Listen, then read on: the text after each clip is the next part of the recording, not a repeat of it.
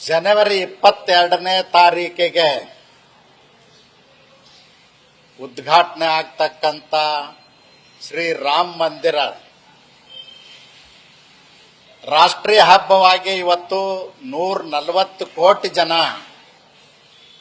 ಸಂಭ್ರಮದಿಂದ ಆಚರಣೆಯನ್ನು ಮಾಡ್ತಾ ಇದ್ದಾರೆ. ಕಾಂಗ್ರೆಸ್ನವರು ಇಲ್ಲ ಸಲ್ಲದ ಆರೋಪಗಳನ್ನ ಮಾಡಿ ರಾಮ ಮಂದಿರ ಉದ್ಘಾಟನೆಗೆ ಅಪಶಕನವನ್ನು ಮಾಡ್ತಾ ಇದ್ದಾರೆ.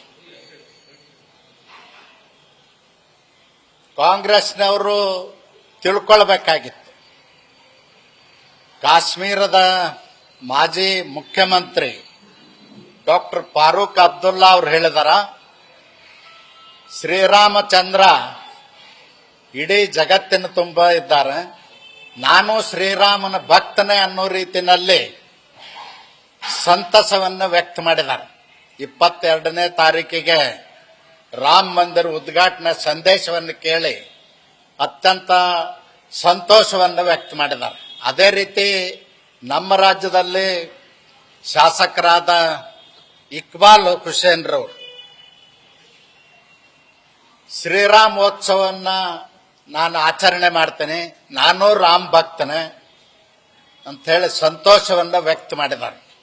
ಆದರೆ ಕಾಂಗ್ರೆಸ್ನವ್ರಿಗೇನು ಗ್ರಹಚಾರ ಕೆಟ್ಟದೋ ಗೊತ್ತಿಲ್ಲ, ಕಾಂಗ್ರೆಸ್ಸಿನ ನಾಯಕರು ಅನಿಸಿಕೊಂಡಂತವರು ಕೆಟ್ಟದಾಗಿ ಮಾತಾಡ್ತಾ ಇದ್ದಾರೆ. ರಾಮ ಮಂದಿರ ಉದ್ಘಾಟನೆಗೆ ಇಲ್ಲ ಸಲ್ಲದ ಆಪಾದನೆಗಳನ್ನ ಮಾಡ್ತಾ ಇದ್ದಾರೆ. ಅದಕ್ಕೆ ನಾನು ಕಾಂಗ್ರೆಸ್ ನಾಯಕರಿಗೆ ಹೇಳಲಿಕ್ಕೆ ಬಯಸ್ತೇನೆ, ಇಡೀ ಪ್ರಪಂಚಕ್ಕೆ ಶ್ರೀರಾಮಚಂದ್ರ ಅಂದ್ರೆ ಭಾವೈಕ್ಯತೆಯ ಸಂಕೇತ, ಭಾವೈಕ್ಯತೆ ಸಂಕೇತನೇ ಶ್ರೀರಾಮಚಂದ್ರ. ಇಂಥ ಸಂದರ್ಭದಲ್ಲಿ ತಾವು ಪಾಲ್ಗೊಂಡು ಫಾರೂಕ್ ಅಬ್ದುಲ್ಲರ ರೀತಿ, ಇಕ್ಬಾಲ್ ಹುಸೇನ್ ರವ್ರ ರೀತಿ ಸಂತೋಷ ವ್ಯಕ್ತ ಮಾಡಬೇಕೆ ವಿನಃ ಅಪಶಕನ ನುಡಿಬಾರದು ಅಂತ ಹೇಳಿ ಕಾಂಗ್ರೆಸ್ನವ್ರಿಗೆ ಹೇಳಲಿಕ್ಕೆ ಬಯಸ್ತೇನೆ. ಇವತ್ತು ನಮ್ಮ ನರೇಂದ್ರ ಮೋದಿಜಿ ಅವರ ಆಡಳಿತ ಸಬ್ಕಾ ಸಾಥ್ ಸಬ್ಕಾ ವಿಕಾಸ್ ಅಂತಕ್ಕಂಥದ್ದೇ ಇವತ್ತು ಭಾವೈಕ್ಯತೆ ಸಂಕೇತ.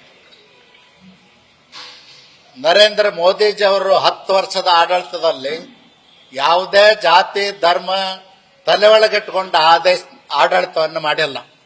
ಇಡೀ ದೇಶನೇ ಅಭಿವೃದ್ಧಿ ಆಗಬೇಕು, ಪ್ರಪಂಚದಲ್ಲಿ ಬಲಿಷ್ಠ ರಾಷ್ಟ್ರ ಭಾರತ ಆಗಬೇಕನ್ನೋದು ರೀತಿಯಿಂದ ಆಡಳಿತವನ್ನು ಮಾಡ್ತಾ ಇದ್ದಾರೆ. ಕಾಂಗ್ರೆಸ್ನವರು ಮಾಡ್ಲಿಕ್ಕೆ ಕೆಲಸ ಇಲ್ಲ. ಅಧಿಕಾರ ಬಂದು 7 ತಿಂಗಳಾದ ಸಿದ್ದರಾಮಯ್ಯನವ್ರ ಗೌರ್ಮೆಂಟ್ ಒಂದೇ ₹1 ಅಭಿವೃದ್ಧಿ ಕೆಲಸ ಕಾರ್ಯಗಳನ್ನು ಮಂಜೂರು ಮಾಡಿ ಪ್ರಾರಂಭ ಮಾಡಲಿಲ್ಲ. ಹಿಂದೆ ನಮ್ಮ ಸರ್ಕಾರ ಮಾಡಿದ ಕೆಲಸ ಕಾರ್ಯಗಳನ್ನೇ ಉದ್ಘಾಟನೆ ಮಾಡೋದು, ಮತ್ತೊಮ್ಮೆ ಅಡಿಗಲ್ಲು ಮಾಡೋದು, ಮತ್ತೊಮ್ಮೆ ಉದ್ಘಾಟನೆ ಮಾಡೋದು ಮಾಡಿಕೊಂಡು ಅವ್ರ ಮಂತ್ರಿಗಳೆಲ್ಲ ಓಡಾಡ್ತಾ ಇದ್ದಾರೆ.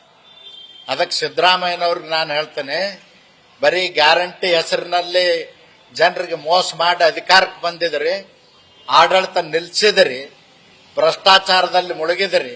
ಅದಕ್ಕೆ ಭ್ರಷ್ಟಾಚಾರ ಬಿಟ್ಟು ಅಭಿವೃದ್ಧಿ ಕಡೆ ಗಮನ ಹರಿಸಬೇಕು ಅಂತ ಒತ್ತಾಯ ಮಾಡ್ತೀನಿ.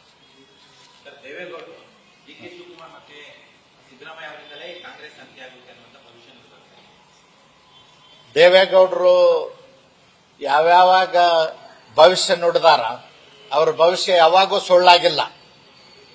ಸಿದ್ದರಾಮಯ್ಯನವರೇ ಕೊನೆ ಮುಖ್ಯಮಂತ್ರಿ ಆಗ್ತಾರಂತ ಅವ್ರೇನ್ ಭವಿಷ್ಯ ಹೇಳಿದಾರ, ಖಂಡಿತವಾಗಿಯೂ ಅದು ಸತ್ಯ ಆಗ್ತದ. ಅಂತ ದಿನಗಳಲ್ಲಿ ದೂರ ಇಲ್ಲ.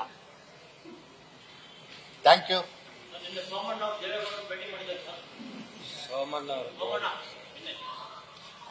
ಸೋಮಣ್ಣ ಅವರು ಬಿಜೆಪಿಯಲ್ಲೇ ಇರ್ತಾರ, ಏನ್ ಯಾರೋ ಆತಂಕ ಪಡುವ ಅವಶ್ಯಕತೆ ಇಲ್ಲ. ನ್ಯೂಸ್ ಫಸ್ಟ್ ನಿರ್ಭೀತಿಯಿಂದ ನಿಮ್ಮ ಪರವಾಗಿ.